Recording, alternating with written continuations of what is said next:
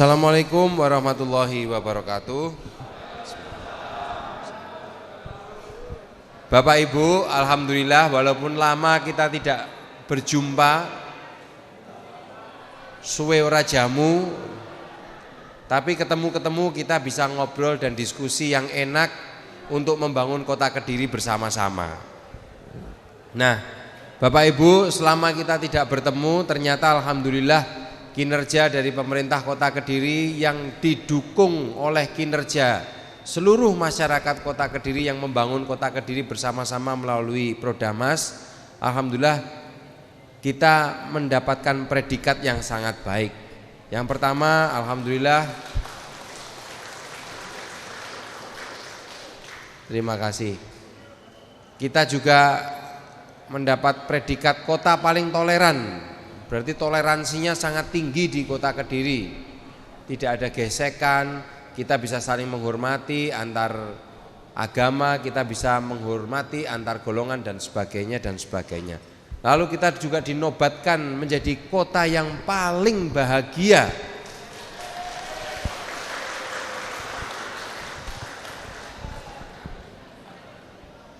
Saya ditanya Bapak Ibu sama Bu Gubernur, kenapa Pak Wali kok bisa bahagia? Alhamdulillah di Kota Kediri ada program namanya Prodamas, saya bilang gitu.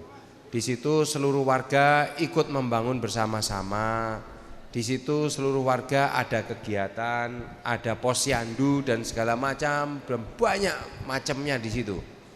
Got-got kecil diperbaiki, jalan-jalan kecil yang tadinya tidak ada lampu, dikasih CCTV. Dan masih banyak yang lainnya. Sekaligus saya bilang di Kota Kediri ini sudah 97% masyarakatnya itu sudah memiliki BPJS. Betul? Tadi Bapak Ibu mirsani di depan ada yang dapat BPJS dan segala macam, itu baru sebagian kecil yang kita berikan kepada masyarakat di Kota Kediri, khususnya itu biasanya dari Bapak Ibu RT itu yang menyarankan. Biasanya warga-warga yang tidak mampu dan segala macam yang belum ter-BPJS kan sudah ter-BPJS kan. Mengapa harus megang BPJS? Supaya Bapak Ibu kalau ada warga kita yang sakit, dilalah, ya kalau sakitnya cantengan aja gampang, ya kan? Betul ya? Tapi kalau sakitnya harus bypass jantung gimana? Kalau sakitnya harus ngering jantung, ngering 3, satu ring katakan 50 juta, kalau 3 berarti sudah 150 juta. Ini sudah bisa terbackup dengan kita memiliki BPJS. Makanya saya tidak ingin panjenengan sakit, tapi kita sedia payung sebelum hujan. Nah, kira-kira seperti itu Bapak Ibu. Alhamdulillah kita akhirnya memiliki predikat kota bahagia. Juga ada kota terkaya juga karena ada gudang garam, jadi ini jadi kotanya terkaya. Lalu juga paling berkelanjutan kedua di Indonesia ini Kota Kediri ini, serta berkelanjutan dalam bidang akses dan mobilitas. Dan masih banyak yang lainnya juga. Mudah-mudahan tahun 2022, tahun 2023 capaian pembangunan di Kota Kediri akan melejit lagi, akan lebih bagus lagi. Amin Allahumma amin. Nah Bapak Ibu, saya ingin mencoba melihat di Kelurahan Burengan apakah Prodamasnya sudah berjalan dengan baik atau masih kurang atau belum atau sudah cukup. Nah seperti itu ya. Kita lihat di Kelurahan Burengan ini membuat Taman Butorantas RT 1 RW 12. Ini butonya yang mana kok nggak ada? Siapa yang mau mewakili? Ya, monggo. Tanamannya apa saja, Bu? Assalamualaikum warahmatullahi wabarakatuh. Nama saya Sutia. Saya dari Kampung Agribisnis yang terletak di RT 1 RW 12. Kebetulan itu ada tanamannya jahe, kencur, kunyit. Itu yang ditanam di kebun kita, Pak. Terus sudah panen apa belum? Sudah, Pak. Waktu kita ada kunjungan dari provinsi, kita panen kencur, jahe, kemudian disajikan ke panitianya. Sebentar. Hasilnya bagaimana? Apakah hasilnya sudah mulai dijual atau bagaimana, atau dibagikan atau apa? Untuk sementara ini kita kan sering ada lomba ya Pak ya. Ada kunjungan dari dinas. Masalah kunyitnya dibikin kunir asem Pak, buat dikonsumsi. Tapi ini dibuat kan bukan untuk lomba. Enggak Pak, bukan untuk lomba. Kalau lomba apa?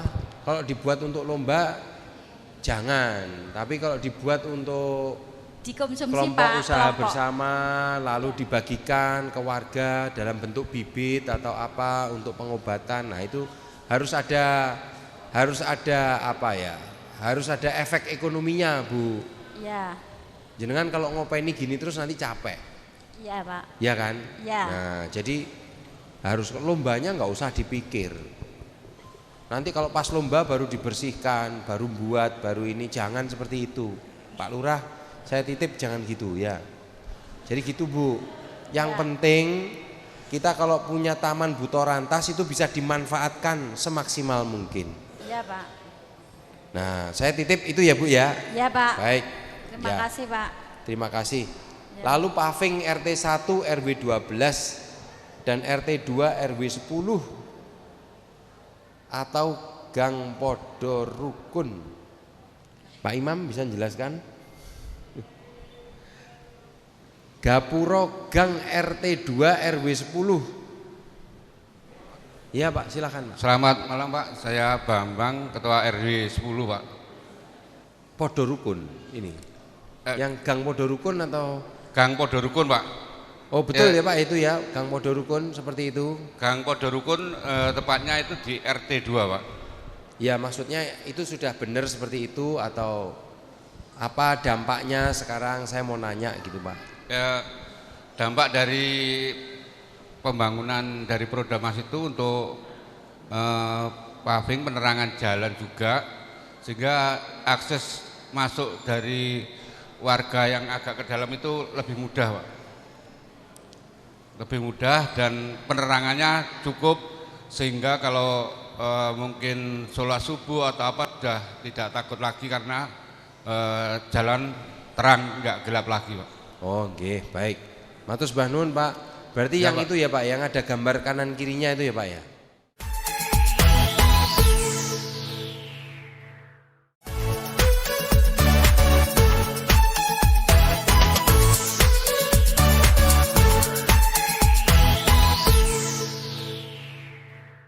Enggak Mbak, saya mau nanya. Sebelum ada PMT sama setelah ada PMT ada pertambahan apa enggak atau ada bagaimana gitu? Alhamdulillah ada perubahan. Kemarin itu balita yang gizi kurang itu di Kelurahan Burengan ya ada 8. Sekarang Masa sih, tinggal. Mbak? Iya Pak, Sekarang masih ada? ada. Itu gizi kurangnya bukan Dinas Kesehatan mana Dinas Kesehatan? Pak, mohon maaf Dinas Kesehatan. sebelumnya. Tolong dicatat nanti alamatnya di mana. Mohon maaf sebelumnya, bukannya kekurangan gizi itu disebabkan karena kurang makan atau kurang apa gitu, tapi memang karena dari anaknya sendiri itu yang mempunyai permasalahan gizi. Jadi dari puskesmas itu sudah memberikan PMT pemulihan berupa susu, biskuit, ataupun juga makanan seperti telur, kacang hijau, dan lain-lainnya. Tapi setelah pemantauan tetap tidak bisa naik. Ada dokter anak kita, tenang aja. Nanti Gambiran nangani pakai dokter spesialis anak ya. Nah udah beres, ada 8 kan? Ada 5 sekarang Pak. Oh sekarang sudah ada 5. Iya. Ya. Jadi gini Bapak Ibu, alhamdulillah ini saya dapat masukan bagus. Kemarin-kemarin itu kader-kader Posyandu di Kota Kediri itu ngomong kekurangan PMT, makanan tambahan untuk bayi-bayi maupun lansia gitu ya. Betul ya? Betul. Nah, akhirnya saya membuat kebijakan itu setiap RT harus menyisihkan besarnya 1 juta sampai dengan berapa, Mam? 2 juta. Sampai dengan 2 juta. 1 juta sampai dengan 2 juta. Makanya Bapak Ibu RT jangan cetil sama posyandu. Paham ya? Kasih posyandunya 2 juta. Karena itu untuk ngopeni anak-anak yang ada di Burengan maupun di Tinalan. Dan saya pesen posyandu tidak boleh beli makanan yang sudah jadi, baik itu roti, biskuit, Oreo, susu dan segala macam, nggak boleh. Itu harus dirupakan masakan yang harus diasupkan kepada bayi-bayi kita. Apa? Ya ikan lele atau ikan belut yang ada di sini, sayur bayam, itu makanan-makanan yang paling istimewa untuk anak-anak kita. Jadi saya titip pesannya itu harus dimasakkan. Yang masak siapa? Kader-kader posyandu. Setuju? Setuju. Kader posyandu siap? Siap. Wow, Bapak Ibu, tolong saya dibantu supaya tidak ada anak yang kecentet lagi di Kota Kediri. Ada 8% anak yang kecentet di Kota Kediri. Di beberapa daerah 30% jumlahnya. Ada 30%. Jadi besok insya Allah Bapak Ibu tahun 2023 saya akan cek, tidak boleh lagi ada anak yang berada di bawah garis tumbuhnya itu. Berikutnya adalah Kelurahan Tinalan. Nah, Kelurahan Tinalan, peninggian jembatan dan pemasangan kawat gronjong RT 1 RW 1. Assalamualaikum warahmatullahi wabarakatuh. Untuk peninggian jembatan RT 1 RW 1 dengan baik dan warga senang sekali melihat jembatan dan gronjong, bahkan sampah-sampah warga tidak bisa membuang ke sungai. Yang mana Pak ini? Ini apa ya? Itu yang biru. Ini ya? Ya, betul. Yang biru ini? Ya, betul. Oh, okay. Jadi warga tidak bisa membuang sampah di sungai. Ya. Iya, terima kasih. Ye. Saya juga sekaligus mau mengingatkan kepada warga. Kita sepertinya nggak perlu lagi membuat apa namanya ini? Gapura-gapura tuh nggak perlu kayaknya. Karena banyak gapura-gapura hanya mempersempit jalan saja. Nah itu sebaiknya jangan. Kalau mempersempit jalan buat apa? Akhirnya nanti ditabrak atau nanti apa namanya? Karena banyak komplain di saya terkait dengan gapura. Tadinya jalannya sekian, akhirnya ada gapuranya berkurang 75 cm Pak. Akhirnya ya agak kesulitan. Jadi sebaiknya gapura-gapura saya kira nggak perlu. Kita sudah tahu itu kampungnya apa namanya. Kalau pengen ngasih tanda cukup kasih tanda kecil di sini. Kan sudah tahu orang. Nah kalau ini kayaknya kok malah mempersempit jalan nih, lihat nih. Nah, ya apa enggak Bapak Ibu? Kalau mempersempit jalan saya kira jangan. Nanti eman-eman akhirnya nyanggrok atau akhirnya apa namanya kecuali kalau menambahkan apa kecil gitu di situ, oh ini jalan ini, nah itu mungkin oke lah. Berikutnya hibah untuk koperasi RW 6 RW 3 ada nggak? Terima kasih. Assalamualaikum warahmatullahi wabarakatuh. Kami dari Koperasi RW 07 Kelurahan Tinalan, Pak. Dapat hibah berapa? Alhamdulillah kita dapat 45 juta. 45 juta. Yeah. Anggotanya berapa Pak? Anggotanya sementara ini masih 23. Sebelumnya anggotanya berapa?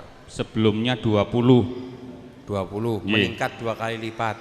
Yeah. Uang yang berputar sekarang berapa? Uang yang berputar sekarang dari dana hibah itu Enggak, 39. totalnya berapa sekarang uang yang berputar? Sekitar 55, Pak.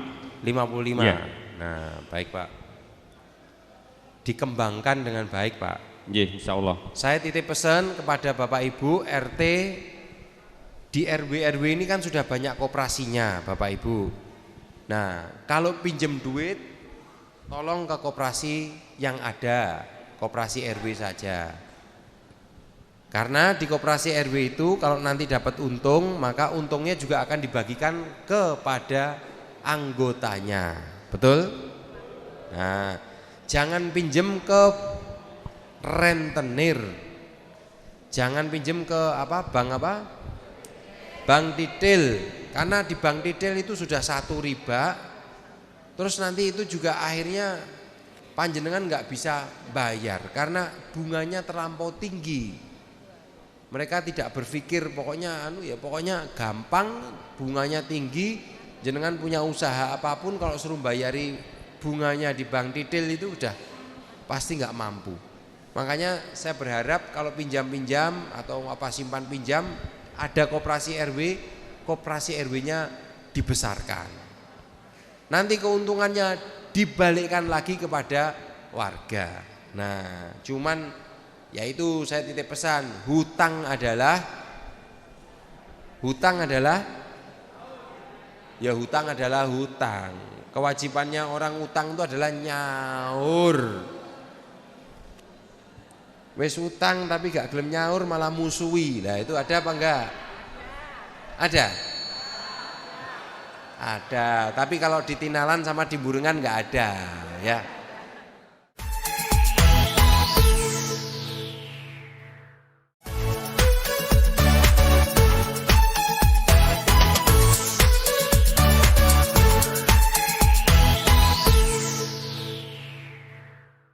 Ya, baik Bapak Ibu.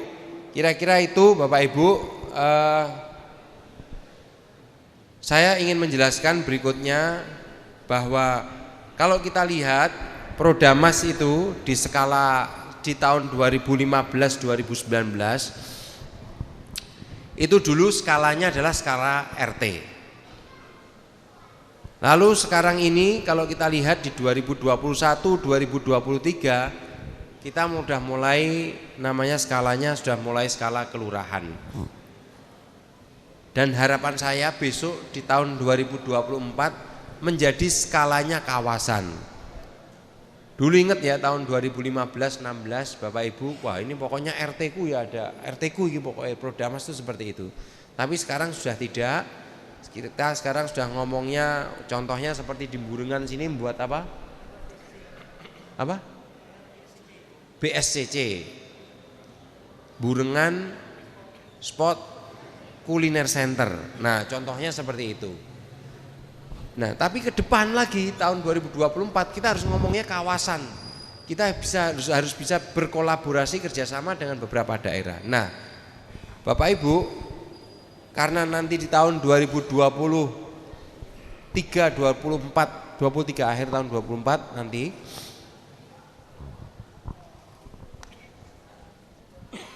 di Kediri itu akan ada bandara udara, juga ada jalan tol, maka orang yang akan datang ke Kediri insya Allah akan semakin banyak, betul? Nah karena semakin banyak, kita membuat namanya rencana tata bangunan dan lingkungan, atau RTBL, atau juga Central Business District. Nanti saya akan bekerja sama dengan kelurahan-kelurahan yang ada di sekitar sini. Ini untuk percontohan saja dulu. Kalau percontohan ini berhasil, maka saya mohon untuk ditiru di setiap daerah, disambung-sambungkan. Kira-kira seperti itu. Nah, ini pertama nanti kita akan bekerja sama dengan Pocanan, Baluwerti, Dandangan, Stono Gedong, Pakelan Kemasan, Jagalan, Tinginanam, Stono Pande, Kampung Dalem. Desainnya seperti apa? Desainnya seperti ini Bapak Ibu. Ini di Jalan Ponegoro. Kita akan buat pedestrian yang baik di seluruh kota Kediri. Lanjut. Ini di Jalan Basuki Rahmat. Lanjut lagi. Nah, ini di Jalan Doho. Nanti akan kita buat trotoarnya lebih lebar, trotoarnya lurus, semua orang jalan kaki di situ aman. Enggak seperti sekarang trotoarnya naik turun, jeglang jeglong. Nah, seperti itu. Besok enggak ada lagi. Kalau panjenengan nanti bawa kereta dorong bayi atau bapak ibu bawa kursi roda di situ, di sini akan enak, akan terkoneksi semuanya, insya Allah seperti itu. Nah, jadi seperti ini. Nggak boleh nanti bapak ibu ngepras trotoar di anukan, nggak boleh. Rumahnya yang mengikuti trotoar, bukan trotoarnya mengikuti rumahnya masing-masing. Gitu. Setuju nggak? Nah, berikutnya. Ini Patimura, kira-kira seperti itu. Next. Nah, lalu depan gedung kantor pos akan kita buat seperti ini sungai berantasnya. Kita akan kasih jalan sampai semampir, ngalor sama ngidul. Nah, ke utara sama ke selatan. Kita buka sungai berantas supaya sekarang sementara sudah ada Taman Berantas, betul? Nah, nanti kan kita jadikan seperti ini. Nanti yang pohon-pohon yang ada di tepi jalan, di depannya kantor pos itu nanti akan kita perbaiki, kita jadikan trotoar sehingga nanti Bapak Ibu kalau lewat di sana akan seperti ini. Nah, kelihatan sungai berantasnya. Di sini bisa buat jalan kaki. Di sini sungai berantasnya. Kalau Bapak Ibu naik kendaraan nanti bisa lihat. Kalau sekarang kan nggak bisa, ditutupi sama pohon-pohon itu. Nah, besok harus kita buka karena sungai itu menurut saya sungai berantas itu bagus sekali. Sudah bersih, bagus semuanya. Tinggal direspon baik-baik. Jadi Bapak Ibu kalau punya tamu, punya saudara, punya apa, diajak jalan-jalan ke sini. Kira-kira begitu. Setuju nggak Bapak Ibu? Ada yang mau senam di sini boleh, mau volley di sini juga boleh, mau apa-apa boleh. Itu sangat luas sekali Bapak Ibu. Nah, Bapak Ibu yang saya hormati, karena ke depan itu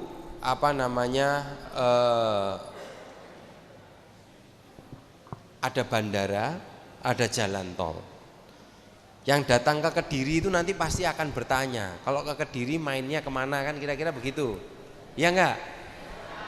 Kalau Bapak Ibu ke kota-kota lain pasti Bapak Ibu ini dolan yang di baring ini. Nah, kan seperti itu. Betul? Nah, makanya kami mencoba untuk membuka atau mendorong daerah-daerah punya kampung keren yang bisa mendatangkan efek perekonomian untuk warga. Nah, ada beberapa contoh kampung-kampung keren. Nah, kampung keren yang harus dibuat adalah kampung keren yang bisa mendatangkan ekonomi, Bapak Ibu. Nanti di situ ibu-ibu bisa jualan. Bapak-bapak juga sama, kalau mau jualan juga boleh. Pemudanya bisa membuat pertunjukan atau jaga parkir dan segala macam. Nanti uangnya dikumpulkan untuk membuat acara itu lebih bagus lagi, daerah itu menjadi lebih bagus lagi. Ini salah satunya contoh ini ya, di Solo namanya ada Kampung Batik Laweyan. Nah, dulu nggak seperti ini, dulu biasa saja, tapi sekarang sudah berubah menjadi bagus. Yang batik cukup satu orang saja, tapi setiap orang bisa melihat, oh bener di sini ada Kampung Batik Laweyan. Akhirnya bisa jadi taplak, bisa jadi selendang, bisa jadi baju, bisa jadi macam-macam. Ini di Laweyan, ini benar-benar kampung batik. Di dalamnya banyak yang jualan makanan juga. Ada lagi yang di Kauman, coba lihat yang di Kauman. Ini yang di Kauman Solo. Saya diajak sama putranya Pak Jokowi jalan-jalan ke kampung sini. Namanya Kauman di Solo.